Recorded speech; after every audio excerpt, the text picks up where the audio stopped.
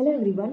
Today we are going to learn about operating system components. So first component of operating system is process management. Second component is main memory management. Third component is secondary storage management. Then IO system management, file management, protection system, interface, networking. So these are the 8 operating system components. So first component of operating system is process management.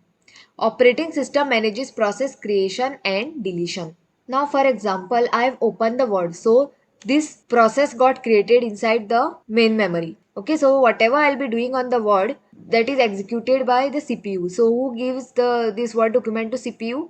Main memory. So in the main memory, this Word document is stored as a process. So you can create the process and delete the process. Okay, so I have created the Word file. I can delete this Word file from my system anytime. So operating system manages process creation and deletion. Then second component of operating system is main memory management. Operating system keeps track of allocation and deallocation of main memory. So you can allocate the memory and you can deallocate the memory. That is, you can put the data inside the main memory RAM and you can delete the data from the RAM. So operating system keeps track of how much data is deleted from the RAM and how much data is put up inside the RAM or main memory. So that track is kept by operating system. Then we have a secondary storage management. Operating system uses secondary storage to extend main memory. So secondary storage such as hard disk, then you have floppy disk, then CD drive, then pen drive, USB. Okay, so these are all the secondary storage devices which are used to extend the main memory because main memory space is very less. So operating system uses all these secondary storage devices or disk to extend the main memory space. Then fourth component of operating system is IO system management, that is input output system management. So operating system uses input output system to manage devices. So input output system is used to manage these input output devices, that is speakers, printer. Now printer, speaker are all what? Output devices. Then we have a keyboard which is a input device. So to manage these input output devices, operating system uses IO system.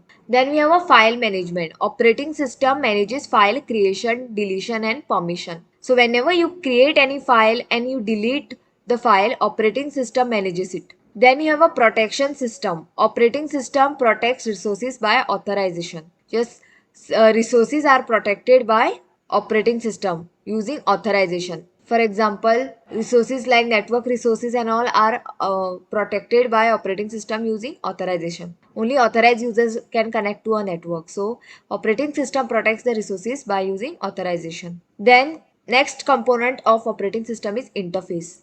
It provides interface to user using facilities by command interpreter or graphical user interface. Command interpreter, suppose I am using command prompt.